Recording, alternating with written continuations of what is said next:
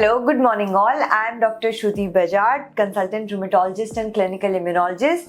And आज हम बात करेंगे लेटेस्ट ड्रग्स की जो कि रूमेटोलॉजी में यूज होती हैं.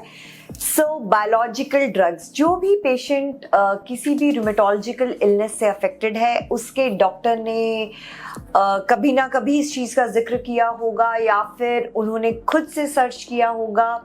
So biological drugs comes with lot of enigma around them, lot of confusions around them. लोग बहुत एक fear factor इसके लिए लेके चलते हैं. So we will today take this topic in brief as to what they are all about. First thing I would like to mention that as a doctor, as a rheumatologist, मैं ये बात बहुत clearly state करना चाहूँगी that biological drugs, they are the most effective, most fine and the safest options of treatment with us. Biological से patients के मन में एक फियर आता है कि ओ पता नहीं कौन सी थेरेपी है एंड इसके बाद क्या होगा, oh we will be put on injections, whether we will live or not. ये सब एक मिथ है.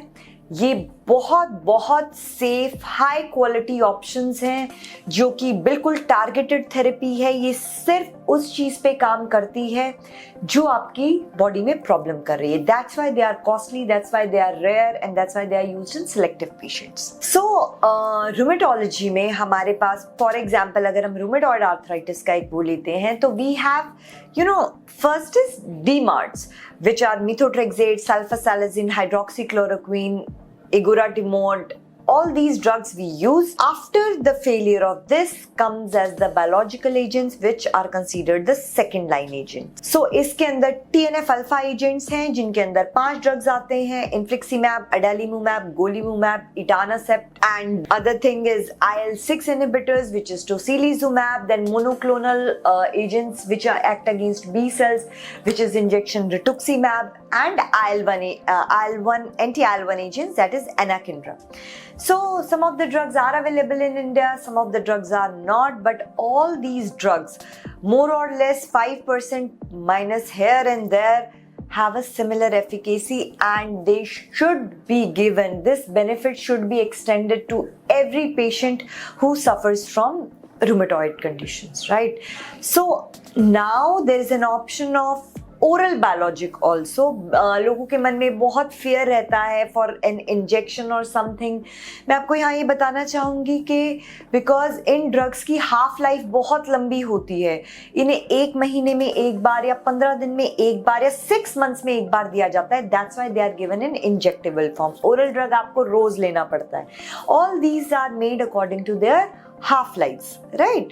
So oral biologics JAK inhibitors हैं जिनके अंदर tofacitinib, baricitinib, now upadacitinib is also available in India very soon. ये आते हैं. इनकी efficacy almost like injectable biologics हैं और बहुत बहुत अच्छा काम करते हैं. Many people they come in fear and say कि oh our doctor has advised us biological drugs, so अब क्या होगा, इसके तो इतने साइड इफेक्ट हैं, उसके उतने साइड इफेक्ट हैं. Again I will mention that they are one of the safest drugs that we use. Their side effects are very very less as compared because the patient is under constant monitoring.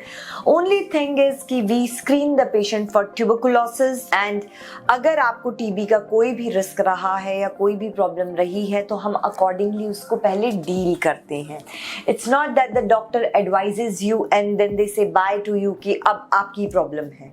We keep the patient in constant monitoring. जो भी इसके लिए prerequisites होते हैं वो किए जाते हैं. And for a layman I would like to tell you that these biologics we can even use in pregnant females, some of the biologics. So their safety level is so high that if I have to make a choice to treat someone in pregnancy, I will choose a biologic. तो please ये myths अपने दिमाग से निकाल दीजिए कि biologic drug बहुत harmful drug है या इसको नहीं लेना चाहिए. They are the best drugs. If given an option and you require, you should go for them absolutely. If they work for you, they change your life. Thank you.